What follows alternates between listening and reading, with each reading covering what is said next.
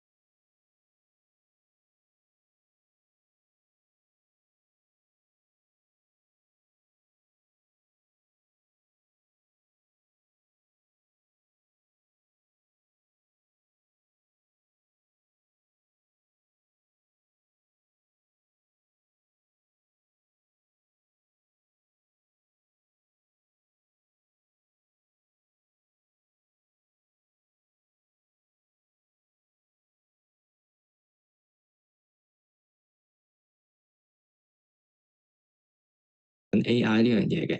咁但係我哋就會有個疑問啦，就係 AI 會唔會取代人咧？如果 AI 好多嘅工作咧都可以即係取代咗人嘅工作嘅話，咁其實我哋仲未來我哋嘅社會嘅需求係乜嘢咧？咁樣。咁所以我哋其實咧近年咧都會有幾個討論嘅，就係其中一個咧就係關於嗰個 T 型嘅能力啦。咁其實如果喺啲人就去即係去預測未來啦，如果係即係好多嘅一般嘅工作都可以被 AI 去取代嘅話咧，咁其實我哋可能需要嘅咧係某幾種嘅能力嘅人，而其中一種咧就係所謂嘅 T 型嘅能力啦。咁其實咩嘢係 T 型嘅能力咧？咁其實就係你有一樣嘢咧，你好專門、好熟悉嘅，第一項技能咧，你好專門、好熟悉嘅。咁咧，以前嘅世代咧，其實例如話，可能你去做木匠，又或者咧，你去煮餸煮得好叻嘅，或者甚至乎你打機打得好叻咧，其實你都可以係發展咗一個自己嘅事業㗎。咁但係喺而家 AI 嘅世代，其實好多嘅知識其實都好容易，你就可以透過不斷去問 AI 啊，透過短時間之內，其實你就可以學到㗎咯。咁其實我哋如果要去要去表達自己嘅獨特性咧，其實咧我哋有一樣嘅技能咧係唔足夠嘅。其實咧喺未來嘅世界，我哋認為咧可能就係我哋需要嘅係一個所謂一專多能嘅能力啊。即係乜嘢咧？就係我哋見到個 T 字啦。嗱，個 T 字咧其實佢有一棟嘅，咁呢一棟咧就係代表嗰個好專注嘅嗰一種能力。咁好似呢一度咁樣啦，我哋見到有幾個唔同嘅公仔啦，咁樣。咁其實咧，佢哋各自咧都有各自自己嘅特殊技能嘅，好似打機咁樣啦。咁但係其實佢哋如果淨係得一招絕招嘅話咧，其實佢哋係唔能夠喺個社會度咧生活嘅。咁所以其實佢哋喺其他嘅部分咧都會知少少咁樣。咁呢個就係嗰個所謂 T 型能力嘅嗰一個打橫嘅部分啦。咁所以咧喺未來世界，其實我哋好認為咧係對人嘅要求咧，就係你都需要有一樣嘢你好熟悉嘅，去表達你自己個人嘅獨特性嘅。咁但係咧，就你都對於跨領域咧，其實會有一啲少少嘅認識，唔需要好專，但係起碼你知道嗰啲嘢係乜嘢嚟嘅。咁而同一時間，呢個跨領域咧，呢個環線咧，其實都係代表你善於同人合作啦，同埋你適應唔同嘅環境嘅。點解咁講咧？例如話，如果我當你想象下未來都係有好多個唔同嘅機械人啦，可以做到唔單止係工人嘅工作啦，甚至乎係廚師嘅工作啦，就或者係侍應嘅工作啦。咁其實你而家你去餐廳買嘢，你都會好少見到有個侍應同你落單噶嘛，你都係用手機落單噶嘛。呢一部分已經俾機械取代咗噶啦喎。咁如果未來連煮餸同埋去 serve 你嗰個侍應咧，其實都俾機械人取代咗嘅時候咧，咁如果剩翻落嚟有一啲嘅餐廳佢都仲係可以用到人嘅話咧，其實佢一定係有一種咧機械人取代唔到嘅特性，而其中一種咧就係嗰個有溫度嘅服務。就係一種咧同人嗰種嘅互動。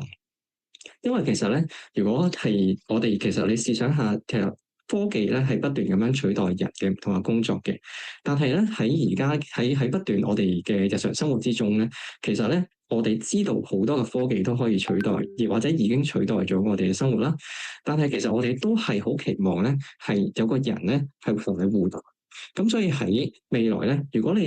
啲人係能夠既有一項嘅專長，而且喺其他嘅領域咧都知少少嘅話咧，又甚至乎佢可以好善於同其他人合作嘅話咧，咁其實咧就會好好啦。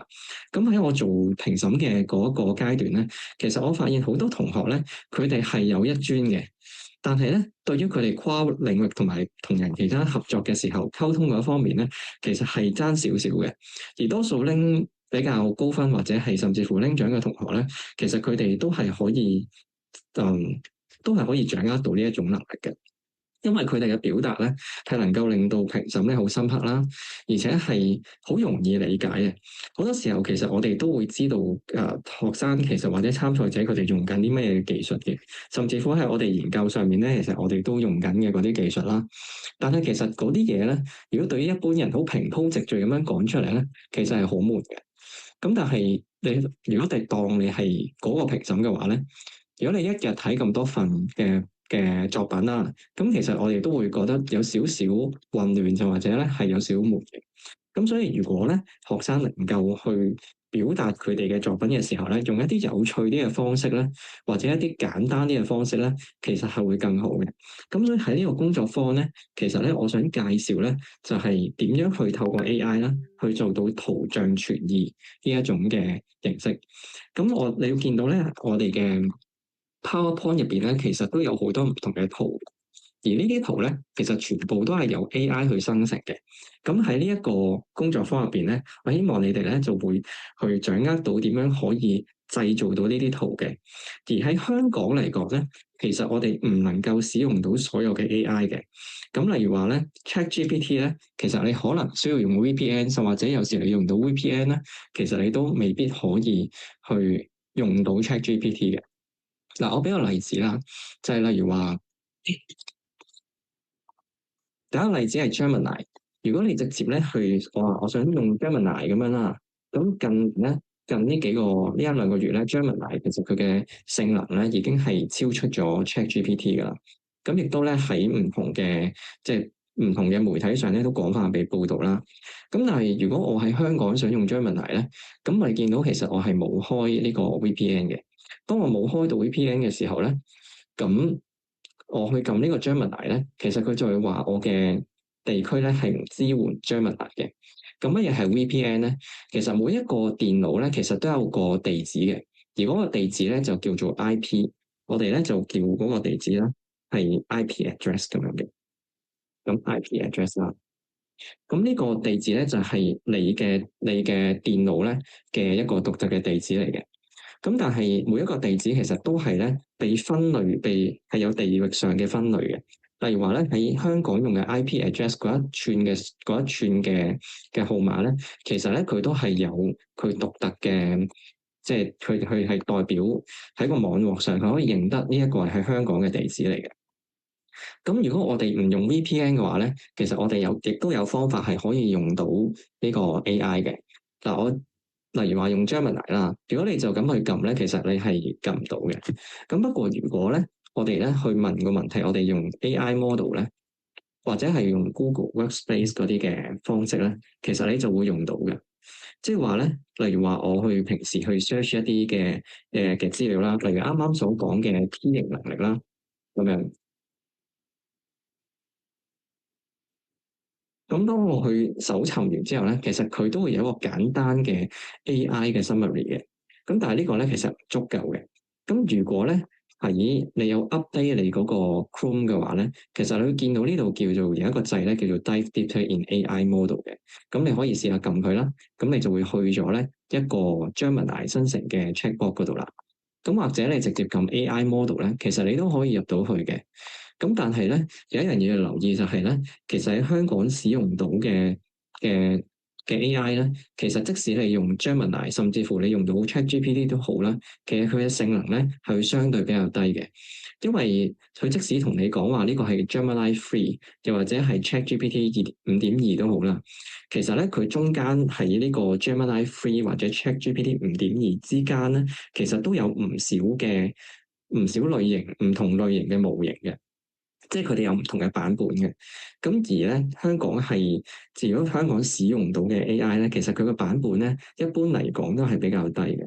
咁例如話好多人用嘅 POE 啦，咁如果我哋去用 EOE 嘅時候咧，其實你會見到有好多嘅 AI 咧係可以俾我哋揀嘅。咁但係我當我撳去 ChatGPT 5，即使我有俾錢都好啦，其實咧有人咧試過做過比較嘅。佢咧係用真正嘅 ChatGPT 5咧，係用美國或者係外國嘅嗰個地址，甚或者嗰個 account 咧去用嘅話咧，咁佢對比於如果用 POE 所用嘅呢個 account 咧，其實佢係都有啲唔同嘅。係 POE 咧，其實佢點樣去賺你錢咧？就係佢用咗 GPT 嘅嗰一個嘅模型啦。咁咧佢就去收你錢嘅，但係佢去買呢個模型翻嚟，其實佢都要俾錢噶嘛。咁如果你計翻佢嗰個訂閱嘅費用咧，你會發覺佢同呢個 ChatGPT 佢收你嘅錢其實係差唔多嘅。咁但係咧，其實差好少嘅。咁佢喺邊度賺你錢咧？就係個模型嘅性能嗰度賺你錢啦。即係話其實佢呢一個位咧，話俾你聽佢係 GPT-5咧，其實佢未必真係你真正用 GPT-5嗰個100%嘅性能嚟嘅，而係咧佢係俾喺 GPT-5入邊咧一個稍為冇咁強嘅模型俾你，咁所以佢買翻嚟咧就可以平少少，然後賣翻俾你咧就好似同 GPT-5嗰個價錢一樣，即係賣高啲價錢啦咁樣。咁所以咧，其實如果可以嘅話咧，其實咧，我都唔建議大家成日使用 POE 嘅，因為 POE 其實佢都有每日嘅限制啦。咁同埋咧，佢嘅模型咧，其實未必係同原本個版本咁強嘅。咁但係如果話我哋尤其係學生啦，咁我哋未必有足夠嘅資源去買一個 AI 翻嚟嘅話咧，咁其實都可以用免費嘅版本。而我哋咧我都會話俾教你哋一啲嘅方法啦。咁樣點樣可以用免費嘅版本，其實都做差唔多嘅性能嘅咧？咁而我哋喺香港其實咧，除咗用到 Gemini 之外咧，其實咧我哋都仲可以用到千問啦，同埋 DeepSeek 啦，同埋 Grok 嘅。咁咧，而一個咧比較少人提及嘅咧，就係 Kimi AI。Kimi AI 其實係近排先至去擺上網嘅啫。咁但係佢嘅性能咧，係我去實測過，其實都係唔差嘅。咁咧，佢哋各有各好。咁咧，如果點解我會特別推介千問同埋 DeepSeek 咧？係因為我自己本身喺大學教金融科技啦，咁其實咧係都好留意呢個金融同埋經濟嘅新聞嘅。咁喺上2個月咧，其實係有人咧用全世界嘅唔同嘅 AI 模型咧去做一次嘅股票買賣嘅。而佢哋發現咧，其實咧千問同 DeepSeek 咧，佢哋嗰個性能咧係遠遠超過 ChatGPT 同埋 Gemini 同埋呢啲其他嘅模型嘅。咁而 Kimi AI 咧係冇擺落喺入邊嘅，因為嗰陣時都仲未有得用啦。咁咧，我哋如果係喺香港，我哋唔想俾錢咧，其實我哋可以用呢幾個模型嘅。而咧，千問其實例如話，好似呢一個位啦，咁呢個就係千問嘅模型啦。咁我哋喺上網 search 咧，其實都好容易可以咧係去到呢個喺 Google search 咧，其實都好容易去到呢一個千問嘅模型嘅。咁你只要去直接入去啦，就或者好似係可以要註冊一個網址咁樣嘅，要註冊一個戶口咁樣嘅。咁咧用咗之後咧，其實咧佢嘅性能係唔差嘅。而嗰個分別係乜嘢咧？其實咧呢度咧就雖然講咗唔少嘅分別啦，咁樣咁我用一個簡單嘅方法去講啦。如果你用千問或者係 Grok 或者係 DeepSeek 咧，佢係一個特別嘅性能咧，就係可以將你問嘅問題變成咗一個 folder，即係例如話呢一個咧係我第一份功課咁樣啦。咁呢一個嘅我可以開到一個嘅 project。然後喺同一個 project 入邊咧，我問好多嘅問題，我所有嘅問題咧都會集合晒喺呢一個 folder 入邊。咁呢個文件夾入邊咧，其實佢就唔需要去不斷重複我問嘅問題，因為咧，如果我哋去用問 AI 嘅時候，咁我哋不斷咁樣去問同一個 chatbot 啦。其實去到某一個位咧，如果你日夜夜都用同一個 chatbot 嘅話咧，佢係會有限制嘅，係會有極限嘅。我亦都試過用過咧，係 ChatGPT 咧，其實問到佢一個位咧，佢會話我已經唔能夠答你啦，因為我已經係超出咗我極限啦。因為你問嘅問題太多，所以咧喺嗰一個時候，你就要開一個新嘅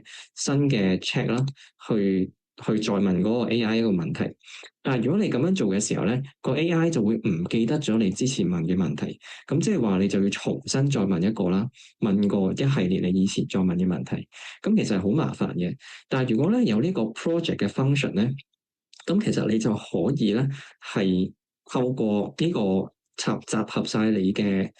conversation 喺同一個 project 入邊咧，咁即使你開咗一個新嘅 chat 咧，其實嗰個 AI 嘅模型咧都會記得你之前問嘅問題嘅，咁所以你就唔需要再重新咧去問一個之前嘅問過嘅嘢所有嘢啦，咁樣。咁而 DeepSeek 同埋 Grok 咧都有類似嘅嗰個功能嘅。咁而 Grok 咧其實甚至乎咧係可以喺香港咧俾到錢嘅。咁 Grok 咧就係嚟自 X 嗰個平台啦，即係 Elon Musk 嗰個嘅平台嘅 AI 啦。咁其實咧，你見到佢都會有一個所謂叫做專案嘅呢一個嘅功能嘅。咁呢一個功能咧，其實都係一樣嘅，就係你可以將你問過嘅問題啦，係集合成為一個嘅 folder 咁樣嘅。咁而咧，其實佢哋嘅推理同數學模型咧嘅能力，其實都係幾好嘅。而咧，我係當呢一個新嘅 AI 推出嘅時候咧，其實我都有試過實測啦。咁亦都你見到我係冇開到 VPN 嘅，但係咧亦都係可以喺呢一個嘅，亦都可以喺即係亦都可以係照常用到嘅。咁你會見到佢嘅特性係咩咧？其實佢可以幫你寫埋一個 app 嘅。即係話咧，係你可以寫一個手機嘅應用程式，或者一個網頁嘅應用程式咧，都得嘅。咁呢一個咧喺我哋而家咧學內咧叫做 Vibe Coding，即係話咧你本身可能唔係好識得去一啲 programming language 啊，唔識得程式嘅語言，或者你只係識得少少咧。其實你只要透過問 AI，佢先俾咗嗰個成品你，然後你由最終個成品嗰度咧，再去不斷修改，其實你就會更加容易去寫到一個程式出嚟嘅。咁所以喺呢個情況之下咧，其實咧呢一個喺你唔同嘅參加嘅比賽咧，其實呢個都幾有用嘅。咁所以咧，如果學生你話用佢哋可能資源未必足夠啦，咁其實可以集合唔同嘅 AI 咧，就可以用到咧佢哋嘅，就可以用到咧差唔多嘅性能，同嗰啲俾錢嘅 AI 咧都係差唔多嘅。咁如果例如話 Gemini 啦。咁其實咧係，如果你用頭先嗰個所謂 AI Mode 或者係 Google Workspace 嗰個方式去入去咧，你唔使 VPN 都可以入到去嘅。咁但係咧有啲性能咧係會爭啲嘅，所以如果咧係本身有一個 VPN 嘅話咧，其實你都可以去用到 Gemini。而 Gemini 嘅特性就係咩咧？你問完嗰啲問題，其實佢可以幫你自動整合去一啲嘅，例如話 Google Document 啦、Google Slide 啦，又或者係或者係 Excel Spreadsheet 嗰啲咁樣嘅。咁而佢嘅中文嘅表達能力其實係冇咁好嘅。而咧千文咧，由於佢嘅訓練語言咧係由中文開始嘅，咁所以咧佢嘅中文係比較好，但係佢粵語嘅中文咧係冇咁好嘅。不過咧，其實你可以先叫佢咧去生成一啲簡體中文嘅結果。然後你再用一啲免費嘅網上嘅繁簡轉換嘅工具咧，其實你就可以好簡單將佢變翻做繁體中文噶啦。咁所以整體上咧，中文能力咧，其實咧千文係比較好嘅。邏輯推理又或者係一啲數學上嘅問題咧，其實如果你問我咧，如果以高中程度嘅嗰啲數學或者係嗰啲嘅科學嘅問題咧，其實喺呢啲嘅模型，其實佢嘅表達，其實佢嘅模型嘅結果係差唔多嘅，即係其實都好足夠噶啦。所以如果你哋例如話用緊，唔單止係參賽嘅同學啦，例如話你哋平時溫書咧，其實都可以用呢一啲嘅模型嘅。咁咧就，但係咧，如果你直接問咧，你唔識得去問一個問題咧，其實你得出嚟嘅結果咧，其實就會有好大嘅差異。所以咧係，我會想喺呢一個工作坊入邊咧去提出咧，即係嘗試去分享一下啦，我點樣去問問題嘅。而呢一個咧就係所謂嘅 prompt engineer 嚟㗎，就係叫做提示工程 prompt engineer，OK 提示工程。咁如果喺冇提示嘅情況之下咧，咁咧我就會用個比喻，例如話咧，如果你打緊機嘅時候，你冇一份攻略喺手咧，你就咁去慢中中咁樣去行咧，其實你可能永遠都會遇唔到嗰個終極嘅 boss 嘅，終極嗰個大佬嘅，你只係咧喺個迷宮度兜圈嘅啫。但係當你咧，如果有足夠嘅提示嘅話咧，你就可以運用到唔同嘅資源咧，去解破到唔同嘅難關。咁咧，其實我例如話，你試想像一下，如果咧我淨係去參加比賽嗰個係我啦，咁假如我係一個參賽者嘅話咧，其實我會嘗試咧去第一個部分咧，就用一啲類似嘅圖去同嗰個評審講，就係我哋嘅重點係乜嘢啦，而且咧係我哋嘅嗰個我哋嘅成品嘅重心啊係點樣，用一兩句嘅説話咧去解釋下啦咁樣。咁其實咧點樣去做到呢啲圖咧？其實呢啲就係需要所謂嘅提示工程啦。咁提示工程咧就係你用問問題咧嘅次序同埋嗰個詞彙咧嘅不一樣，就會產生到一個不一樣嘅結果嚟。咁如果例如話，我只係話俾你聽啊，你問咗嗰個問題，佢咧就會個 AI 就會聰明咗噶啦咁樣。咁第一次我去學提示工程嘅時候咧，其實我都覺得有少少無聊嘅，因為佢教你嘅一啲嘅提示咧，其實都只係一個自然嘅語言，好似平時我哋講嘢咁樣。其實咧就好似冇乜特別嘅，但係如果以前我哋去學程式設計啊，又或者係寫一啲統計或者係其他嘅即係科學嘅模型嘅時候咧，我哋去寫嘅程式語言咧，其實我哋係好難去將佢變成一個普通嘅文字嘅，咁感覺上好似咧係複雜啲啦，同埋真係要學嘅。但係 prompt engineering 咧，其實係好易學嘅，因為咧佢嗰個提示咧就正正係你平時講嘢嘅説話嚟嘅，只不過佢係喺將你講嘢嘅説話變得更加有條理，同埋更加有次序嘅啫。咁例如話咧，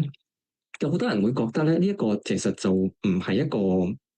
好特別嘅技術啦。但係其實對於而家嘅即係大型語言模型嚟講咧，即使你去 ChatGPT 嘅網頁咧，佢都會有一個手冊，有一個說明書咧，去教你點樣去問問題嘅。所以我哋平時例如話你喺 YouTube 可能會見到呢一個所謂嘅提示工程嘅教學啦，又或者係喺其他嘅社交平台都會見到呢啲教學咧，有好大程度上咧，嗰啲教學嘅內容咧，都係嚟自例如 ChatGPT 或者係嗰個大型語言模型本身咧嗰一份說明書嘅。如果你咁樣問咧，其實佢嘅準程度係會突然之間咧就會高好多嘅。而呢啲提示同智慧咧，係嗰啲公司自己真係試過好多次咧，先至會得到出嚟嘅。咁所以佢一開始其實已經就俾一條鎖匙你。咁我哋咧其實如果善用呢條鎖匙咧，我哋就可以激活呢個模型嘅各個專業領域嘅邏輯同埋術語。因為呢個模型咧，其實佢由好大量嘅數據去訓練出嚟啦。咁其實佢如果答你問題嘅時候咧，佢一開始係揾唔到個重心嘅。但係如果你能夠一開始話俾你聽個重點嘅話咧，佢就知道去解鎖邊一個部分、邊個領域嘅知識，咁佢就可以好精準咁樣去答到你嘅問題啦。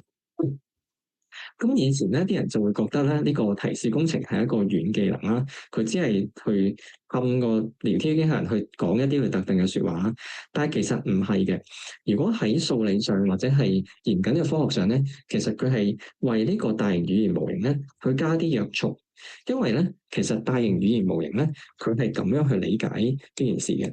我哋去俾一個例子啦，例如話 I am happy 咁樣啦。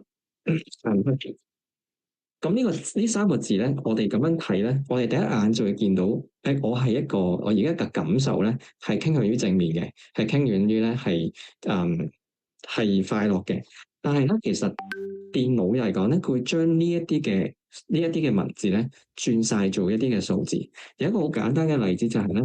，I 咧係一個中性嘅詞語，喺電腦入邊咧，佢會覺得呢個係零。然之後咧，M 都係一個中性嘅詞語啦，都係零。而 happy 咧，其實咧佢係一個比較正面呢個詞語嚟嘅，所以咧佢就會俾一個正數佢嘅。如果我寫 unhappy 咧，咁可能咧電腦就會理解佢一個負數嘅。咁點解要咁樣做咧？如果我整咗呢三個數字嘅時候，當我加晒呢三個數字咧，加零加一嘅話咧，其實咧就會等於一啦。咁即係佢大過零喎，即係話佢係一個正數啦。咁電腦就會知道呢一句説話咧，其實咧係傾向於正面嘅。咁所以如果我哋有一篇文章，我正面嘅詞語比較多嘅話咧，咁其實個電腦就會知道我哋嘅情緒咧係傾向於正面嘅。而喺一啲嘅前沿嘅科學入邊咧，其實經常就係使用咗呢一種方法嘅。佢去量度呢個市場啦，例如話喺呢個股票市場入邊咧，我哋想知道啲人咧係咪恐慌，咁我哋就去佢哋嘅社交媒體嗰度咧，去拎晒佢哋嗰啲嘅社交媒體嗰啲 post 嗰啲字，睇下咧喺呢一段時間入邊有幾多人咧係提出過一啲負面嘅詞語，咁我哋就可以知道喺呢一段時間其實個市場咧其實係傾向於係正面定負面。如果個市場係傾向於負面嘅話咧，個市咧就可能會跌啦咁樣。咁而呢一個提示工程咧，其實咧我哋就係想去將呢一啲嘅語言模型咧，裏邊咧嘅結構運用得好啲。佢雖然將我哋咧所有嘅文字咧都變晒做數字啦，但係我哋可以用翻文字咧去話翻俾佢聽，去約束翻個模型咧，去約束翻個模型，令到佢哋嘅思考更加精準嘅。咁例如我哋去提示佢嘅時候咧，其實當然佢都會將呢啲提示咧變翻做一啲數字，但係喺個電腦入邊咧，佢會視為一啲約束嚟嘅。咁佢就可以控制到某一啲字咧去生成出嚟嘅機率啦。例如話，我第一句咧係 I'm happy，咁然之後嗰個電腦其實會估下一個字係乜嘢嚟嘅。基於咧第一句咧係因為係基於第一句係比較正面啦，佢估我下一句咧其實都會比較正面嘅。咁所以咧，其實佢係一路以嚟咧，都未必係真係了解你問啲咩嘅。佢只不過不斷喺度估緊你下一個字係點樣嘅啫。咁所以呢個就係大型語言模型咧嘅一啲核心啦。但係我哋會遇到一個問題，就係咧個語言模型咧，如果冇重心嘅時候咧，佢就會好容易出現幻覺。而呢個幻覺咧嘅意思就係話，佢哋會好容易去俾一啲假嘅資訊你。又或者咧，係佢會俾一啲疑似、一啲根本唔存在嘅專有名詞啦，疑幻似真嘅名詞咧嘅資訊你啦。即使你問佢，你質疑佢，你講嘢好似有少少唔係好啱喎咁樣，但係一旦呢個語言模型咧陷入咗幻覺嘅狀態咧，佢亦都會好堅持咧，佢講嘢係啱嘅。咁嘅話咧就會好大問題啦。而我哋去參加即係做評審嘅時候，其實我哋都發現，即使我自己去教書咧，其實我都發現咧好多呢種情況嘅。有啲學生咧，佢哋就只會即係去問 AI，然之後就將個 AI 去生成出嚟嘅嘢直接攞嚟交功課啦。但係呢個問題咧就係因為佢哋本身冇了解過嗰件事究竟係真定假，冇 fact check 啊，所以咧得出嚟嘅結果有好多時候咧會好奇怪。嗱，我俾個例子啦，就係話，如果有個廚師你走去一間餐廳度食飯，咁咧佢個廚師咧就話自己係一個法國藍帶嘅廚師嚟嘅，好出名嘅。但係咧佢就話俾你聽，佢研究咗一個新嘅食譜咁樣啦。然之後到頭來咧，佢就整一嚿壽司俾你。咁但係其實壽司係一個好普通嘅日式嘅料理嚟噶嘛。但係佢好堅持咧，呢個壽司係一個法式嘅料理嘅話咧，咁其實你就會覺得好奇怪啦。喺你嘅常識，喺你嘅 knowledge base 入邊咧，其實呢樣嘢好似有啲矛盾喎。咁而咧呢個情況就有啲似 AI 嘅幻覺咁樣啦。咁 that's why 咧，我哋就需要咧去提出去俾一啲比較高質素嘅資訊個 AI，同埋咧一啲高質素嘅提示啦。咁例如話乜嘢咧？你問問題嘅方法咧，如果太過廣泛咧，咁其實呢個結果咧就會得出一啲好廣泛嘅結果。例如話，你教我整一道菜啦，咁其實個 AI 係唔知道你嘅問啲乜嘢嘅，即係佢係唔知道你嘅背景。例如話，你係中意食中菜啊、法國料理啊，定係日式嘅料理啊咁樣。咁佢可能咧就會去教一啲係人都啱阿媽係女人嘅嘢，例如話乜嘢咧？你首先咪豬肝蘿蔔湯咁樣，又或者係番茄炒蛋咁樣嗱，記住開火啊，然之後加多啲鹽啊咁樣。個步驟咧其實未必係好精準嘅，但係如果咧你去問呢個 AI 咧，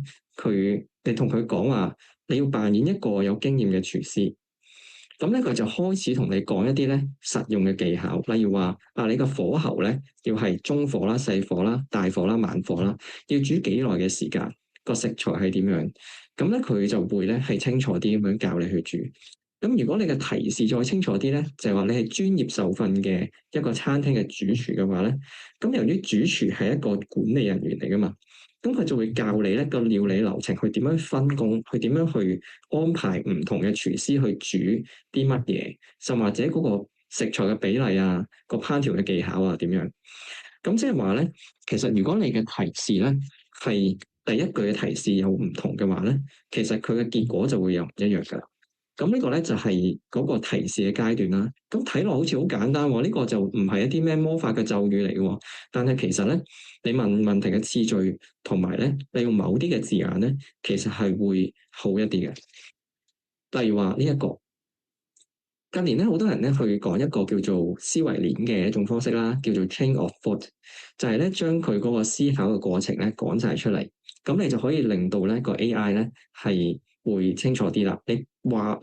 叫個 AI 咧去答翻你，究竟咧佢諗嘅過程同埋步驟係啲乜嘢，咁就逼佢咧係一步一步咁樣思考。如果你用外國嘅大型語言模型咧，咁其實咧呢一個咧就係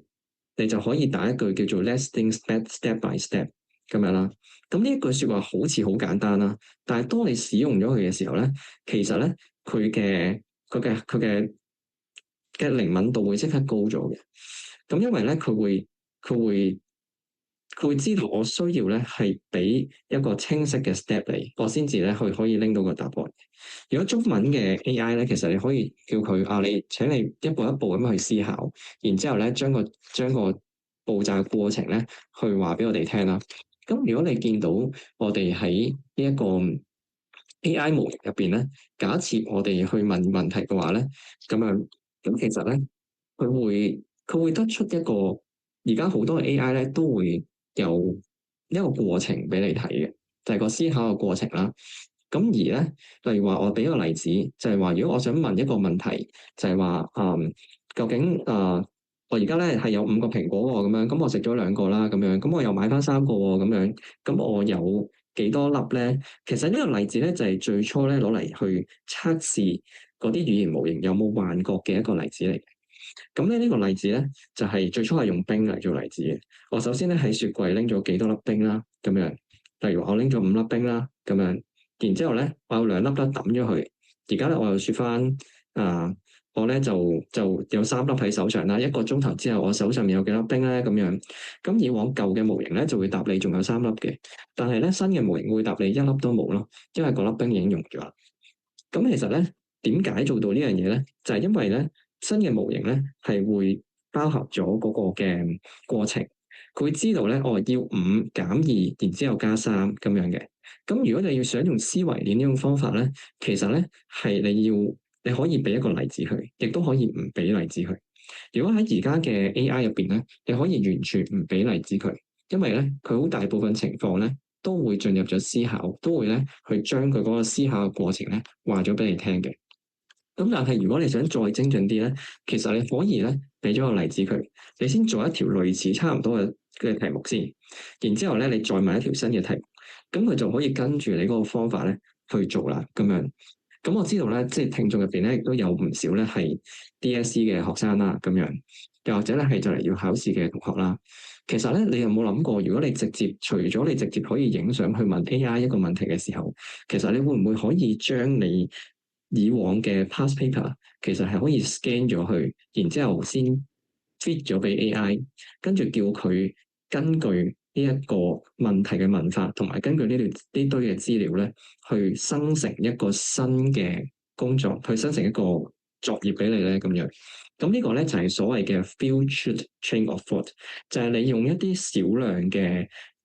例子啊或者樣本啦，去俾個 AI 預先學習咗佢解題嘅過程先，咁咧佢就可以咧係跟住翻嗰個脈絡咧去創造一啲新嘅嘢出嚟。咁而家喺提示工程入邊咧，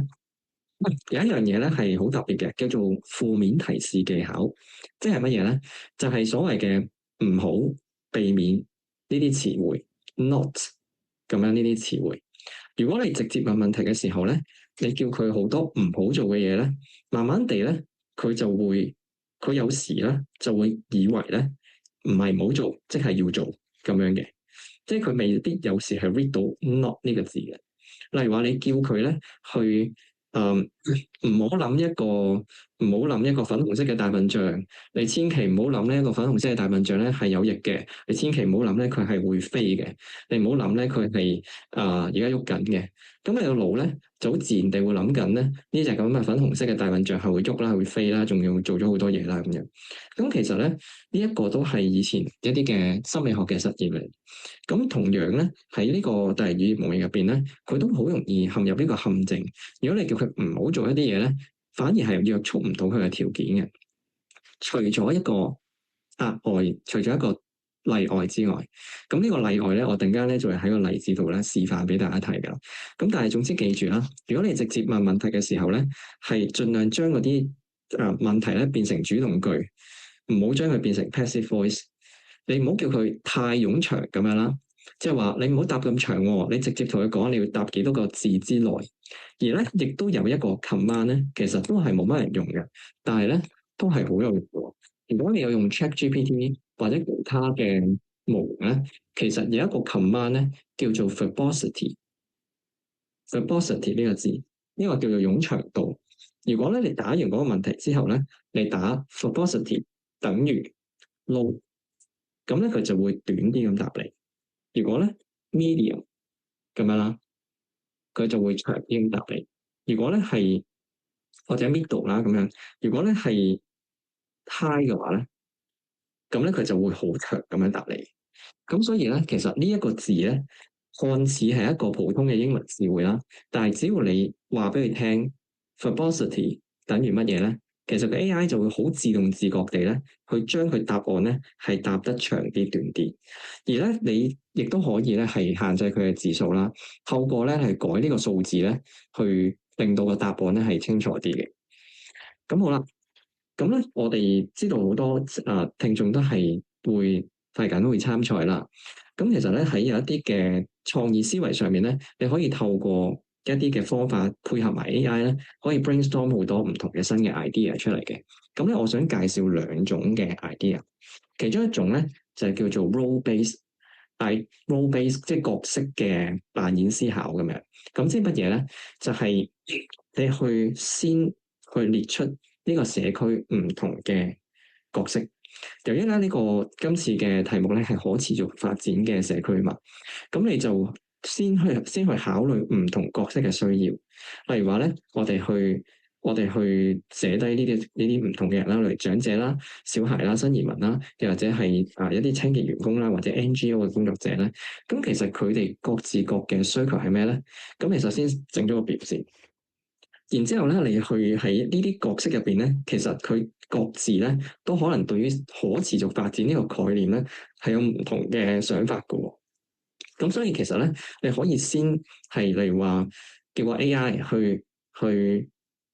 話俾你聽，其實一個可持續發一個社區入邊啦，多數會有啲咩角色咧？甚或者其實你可以去香港嘅統計處啦，你可以睇下咧嗰一個嘅年齡嘅分佈。香港統計處咧，其實個數據咧都幾完整嘅。咁你可以睇下咧，究竟係有幾多個 percent 咧係長者啦，有幾多個 percent 係小童，甚至乎佢有未來嘅預測嘅。咁所以你就可以睇到咧，就係原來未來可能香港就會比較多啲老人家噶咯喎，咁樣有幾多成咧？咁樣咁咧比較有幾多成係小童啊？咁究竟青年係多唔多咧？咁樣咁當你有呢啲嘅角色之後咧，咁你就叫個 AI 去扮演唔同嘅角色，正如咧係。好似頭先咁樣，你咧係去扮演一個受過專業訓練嘅餐廳主廚，而而家咧就唔係扮廚師啦，就要扮咧一個70歲嘅老人家。咁如果你係一個70歲嘅老人家，你咧會認為有啲咩可持續發展嘅政策咧，係可以幫到你嘅咧？咁樣，咁你就可以去透過呢啲角色咧，去問呢個 AI，得出咗唔同嘅一啲嘅 idea 啦。咁你就嘗試去整合佢，而亦都好建議同學咧係用一啲嘅圖去表達嘅。而等間咧，我都會話俾你聽點去整呢啲圖嘅，亦都係同頭先嘅提示工程咧係有關嘅。咁例如有另一個方法啦，你哋可以用類比思考。咁咧好多時候我哋去 brainstorm 一啲 ideas 嘅時候咧，其實我哋會用到類比思考啦。咁例如話，你想像一個社區咧，係你身體唔同嘅器官，又或者咧係一個生態系統咁樣。咁咧，你會係咁，你嘅血管係咩咧？可能就係你嘅道路噶咯喎。咁咧，你嘅大腦係咩咧？你嘅大腦就可能係嗰個社區入邊咧最重要嘅嗰個商業中心。咁咧，其實呢一個位置咧，就可以令到你想像到，哦，原來社區咧係有唔同嘅部分，係有唔同嘅區別咧，係可以係有唔同嘅功能嘅咁樣。咁如果有啲同學咧係讀過地理學嘅話咧，其實佢哋都會大概讀咗一啲類似城市規劃嘅模型嘅。其實嗰啲係比較相似嘅。咁但係喺舊有嘅模型入邊咧，如果你想再創新嘅話咧，其實你可以例如先問下 AI。其實一個手機嘅作業系統係點樣嘅咧？其實一間餐廳有咩部門嘅咧？其實係一間醫院有咩部門嘅咧？咁樣，咁其實有好多唔同嘅嘢咧，你可以嘗試，甚至天馬行空嘅嘢咧，可以嘗試咧去作個類比，睇下會唔會咧可以去 brainstorm 到一啲 idea 出嚟嘅。咁如果以前我哋例如話冇 AI 嘅時代，咁其實我哋呢啲就可能要諗好耐啦。但係而家其實你就好方便地可以透過唔同嘅 AI 咧，就可以試到呢一種所謂嘅類比思考啦，咁樣。咁而咧，當我哋係去整咗一個報告，又或者係一個製成品啦，咁樣，咁亦都係我做評審嘅時候最深刻嘅一樣嘢。多數表達得比較優秀或者清晰嘅同學咧，佢哋都好善於用圖像傳譯，就或者係佢哋嘅語言當然係可能好好啦，但係其實佢哋都可以用廣東話或者佢哋自己熟悉嘅語言嘅。咁如果我哋冇呢個語言嘅障礙，咁其實佢哋嘅唔同嘅地方喺邊咧？就係佢哋表達嘅嗰種技巧係比較容易明白嘅。如果我俾一大堆文字你咧，其實咧你就會覺得係好唔想睇啊。例如話係而家我哋講緊話用呢個 Thread 啊、Instagram 啊、Facebook 啦咁樣，咁我就唔識用 Facebook 啦，係啦，我就扮唔識用 Facebook 啦。聽講 Facebook 係老人家先用㗎嘛，咁樣。咁但係咧就 Instagram 都有用嘅，不過咧 Thread 咧就比較多。但係 Thread 咧就以文字為主嘅，Instagram 係以圖畫為主嘅。咁樣其實佢方向係唔一樣，就好似呢度咁啦。文字嘅提示工程咧，其實係着重一啲比較中意睇邏輯推理啊、睇文章嘅人。但係如果你幾中意睇文章都好啦，你會睇成日，你睇好多份唔同嘅研究報告、唔同嘅參賽者嘅作品，然後你會覺得你都會有少少攰，有少少悶，係咪？但係你有冇諗過，其實你平時煲韓劇、煲日劇，甚至乎睇綜藝節目，其實你可以坐喺度4-5個鐘，你都唔覺得攰嘅喎。因為其實大部分咧都係圖像嘅傳譯，而呢啲圖像嘅傳譯咧係着重於美感同構圖嘅。咁點樣去整到呢啲類似嘅圖咧？呢類咁嘅類似漫畫風格嘅圖咧，其實咧你就可以根據以下呢個藍本啦，亦都係同頭先 role base 即係角色扮演嗰一個嘅方式差唔多嘅啫。你就扮演一個導演，你咧要拍一套戲，咁你就要安排一啲角色啦。咁而呢個角色設定啦，你就要知道你要揾一啲演員翻嚟，你背後其實嗰啲演員應該係好合乎你個人嘅嗰一個角色嘅人設噶嘛。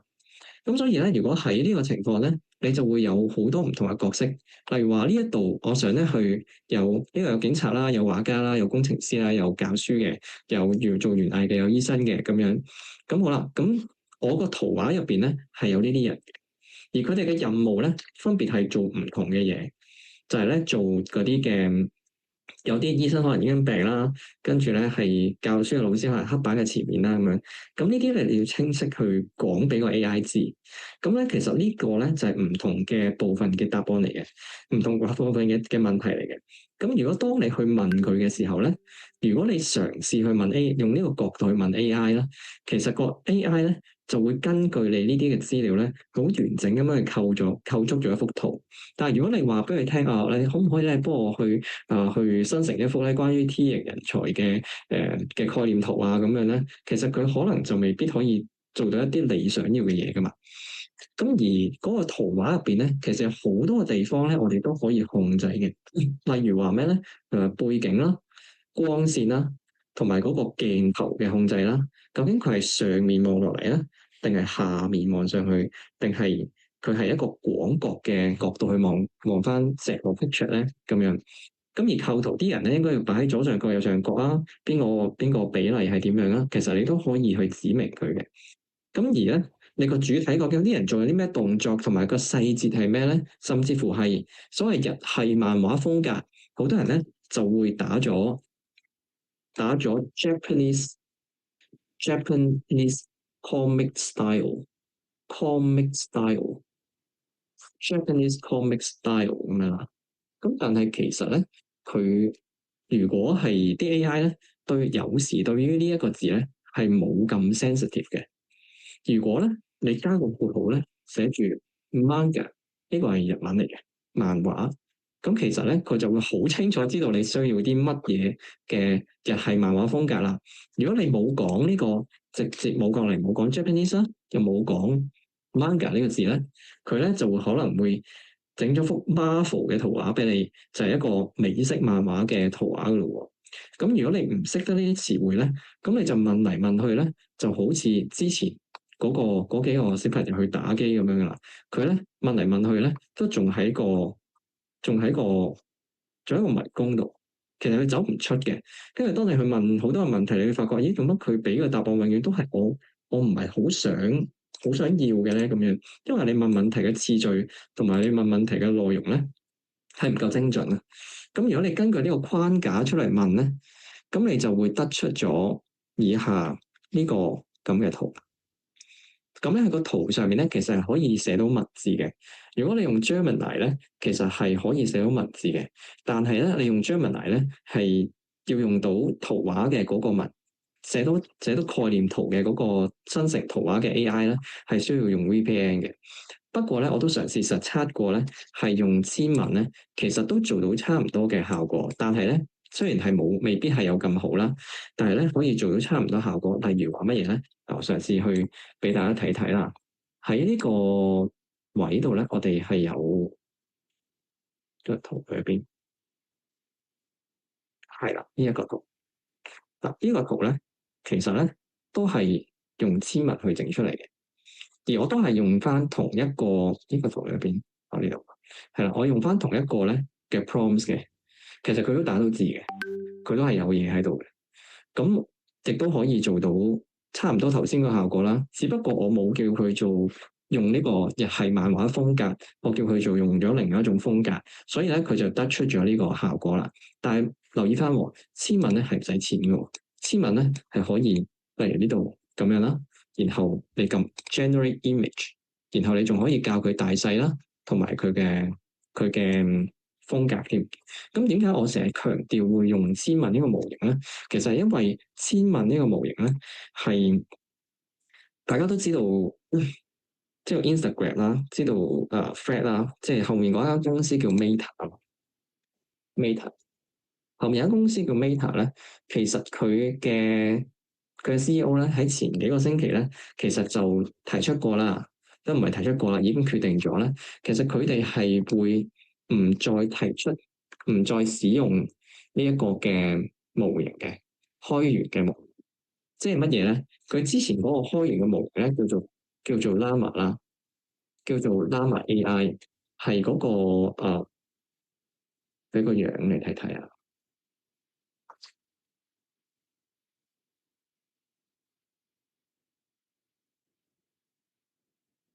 叫做 Llama AI，之前有一個咧類似咁樣嘅咧，叫做 Llama AI 嘅。咁其實佢係一個開源嘅模型啦。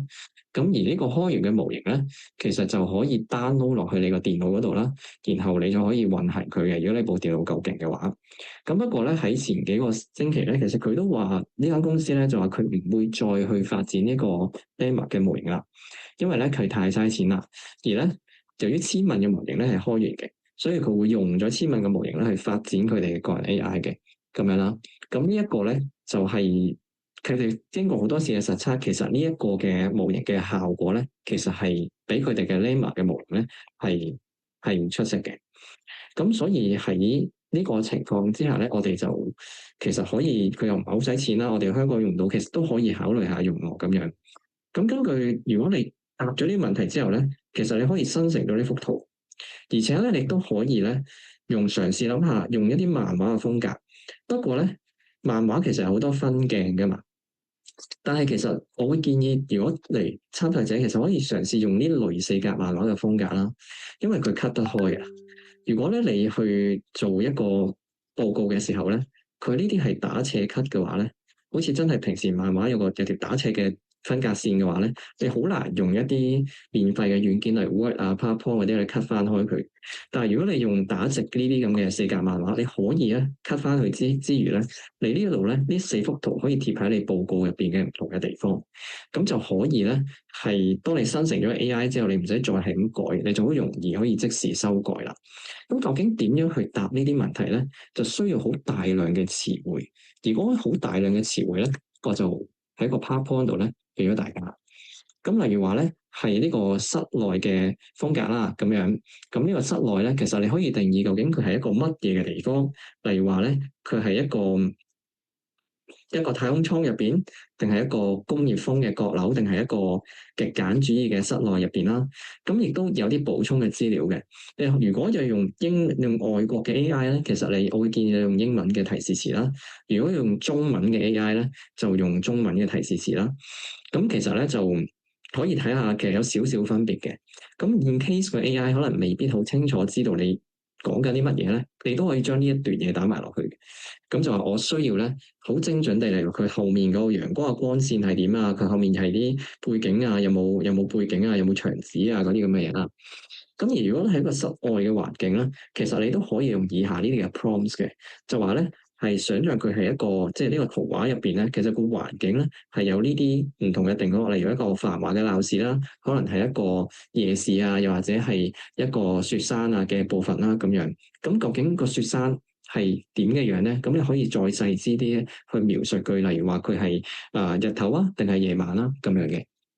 咁其實如果你用抽象嘅平面咧，其實都有唔同嘅 prompts 嘅，例如佢純色啦，或者佢係漸變啦，或者佢係模糊咗嘅背景啦。咁而當你去整咗個背景嘅時候咧，其實你會見到嗰啲圖咧，例如頭先嗰幅圖咧，嗰幅 3D 嘅圖係暗啲嘅，而咧嗰個漫畫嘅圖係光啲嘅，係因為我哋有調校過嗰個光線，咁所以我哋可以喺嗰個 prompts 嗰度咧，就調校埋個光線究竟係點樣，咁你哋就可以嘗試下用呢啲嘅光線咧，去做一個自己嘅概念圖啦。咁而呢啲嘅圖咧，其實嗰個角度唔同，例如話咧，係頭先 3D 嗰幅圖咧，其實就係由上面望落去嘅。而咧，另外嗰幾幅圖咧，其實我就冇教過、冇指明過嗰個角度嘅，所以佢 by default 咧，其實就會係睇咗一個平面圖。咁亦都可以咧，係透過呢啲 prompts 啦，去調整嗰一個嘅視覺嘅。咁而呢一個構圖咧，亦都有好多唔同嘅詞彙，例如話究竟係邊一個地方留白，邊個地方要分開啦咁樣。咁整體嘅風格咧就比較多人用，即係例如話漫畫風格啦、油畫風格啦，呢啲係要講俾個 AI 聽咧，佢先至會做到嘅。否則嘅話，其實咧我哋即使用同一個 AI 咧，其實佢嘅結果都係唔一樣。而咧，我想重點提及一樣嘢咧，就係關於咧嗰個限制嗰樣嘢，就係呢一個位啦。就係咧，如果你打呢一段字入邊咧，其實係最後一句咧，你係可以提出一個技術限制或者負面提示嘅。咁但係你可能會有啲混淆啦。咦，頭先唔係話唔可以講一啲 not 啊，講一啲負面嘅，不要什麼避免做啲乜嘢嘅咩咁樣？係有一個例外嘅，就係當你話俾個 AI 聽，以下咧呢啲咧都係技術嘅限制同埋負面嘅提示，你指明佢係負面嘅提示，咁你就可以用到不要啦，避免呢啲字，而咧佢係有效地咧去清除咗圖片入邊某一啲嘢嘅，因為你去生成一幅圖咧，好多數可能會係你需要修改佢啦。咁當你去加咗呢啲限制嘅時候，你就可以不斷咧透過加呢個部分嘅限制去修改佢啦。咁樣，咁呢個咧就係我即係去一啲嘅少少嘅分享啦。咁希望咧同學都可以喺你哋嘅參賽啊，或者你哋嘅功課上面可以有用啦。咁樣，咁所以咧就我諗今日嘅時間都差唔多啦，係嘛？咁啊，多謝大家先。咁啊，有冇問題啊？好，多謝晒紅博士，好清楚啦，好豐富啦，亦都其實佢分享咗好多唔同嘅資訊啦，俾參加者咧去準備個 project 多啲嘅。咁我哋喺呢個時間咧，如果同學仔咧或者參加者啦，都有啲唔同嘅問題想請教紅博士啊，都可以咧喺我哋呢個問與答嘅嗰個 chat box 度去留言啦，咁樣打字俾我哋啦，咁我哋都會去回答翻嘅咁樣。咁啊，再一次啦，多謝晒紅博士今日好精彩嘅分享咁樣。咁咧，與此同時咧，我哋喺等緊唔同嘅參加者睇下有冇咩問題嘅時候啦，我哋都準備咗一個意見調查表嘅。咁歡迎大家啦，都可以趁住呢個時間啦，我都擺咗喺呢個研討會嘅聊天室入邊，咁咧都可以去用翻呢個 form 啦，係啦，click 翻個連結去填翻一啲簡單嘅活動一啲意見啦，去俾翻我哋去了解翻咧，大家可能無論係對今次嘅工作坊又好啦，或者可能比賽有一啲唔同嘅資訊啊，想了解多啲，咁都可以填翻呢個意見調查表啦，去俾翻我哋嘅咁樣。咁係啦，咁多謝晒。咁我哋再睇下問與答嗰度，大家有冇咩問題想去問啦？咁大家都可以去打翻字去俾我哋去，我哋都會回答翻嘅。咁同埋都趁呢個時間咧，去填翻呢個意見調查表啦，去俾翻我哋嘅咁樣。咁同埋咧，我哋喺度等緊同學仔有冇咩問題嘅時間咧，咁我都去再次去提一提大家啦。我哋呢個咧其實係學生創新獎啦，正如洪博士去講，我哋今年咧個主題咧其實係圍繞住理想社區創意未來啦，因為大家咧都去藉住咧去留意身邊唔同嘅事物啊等等唔同嘅嘢咧，去諗發揮大家嘅創意，同埋咧去應用一啲科技嘅一啲配合啦，去諗一啲咧去諗自己個方案出嚟，點樣去改善個社區嘅。咁希望大家咧都可以咧喺限期之前啦，我哋其實今次嘅比賽咧就下個禮拜三咧就會截止報名噶啦。咁大家都可以喺下個禮拜三之前啦，去登入翻我哋教育城嘅網站，去投交翻你哋嘅作品啦，咁樣。咁好啦，咁大家睇下大家有冇咩問題啦。咁如果有嘅話，都可以繼續喺個問與答環節去問翻嘅咁樣。咁我哋大概今日咧個先咧都差唔多噶啦，咁我哋今日個先咧就會開去到5點啦咁樣，咁洪博士都多謝晒，咁同埋我哋咧今日都會將洪博士嘅 PowerPoint 啦，同埋咧我哋嘅錄影片段咧都去擺翻去上我哋嘅網站度，咁啊都俾大家咧可以去睇翻嘅咁樣。好，咁。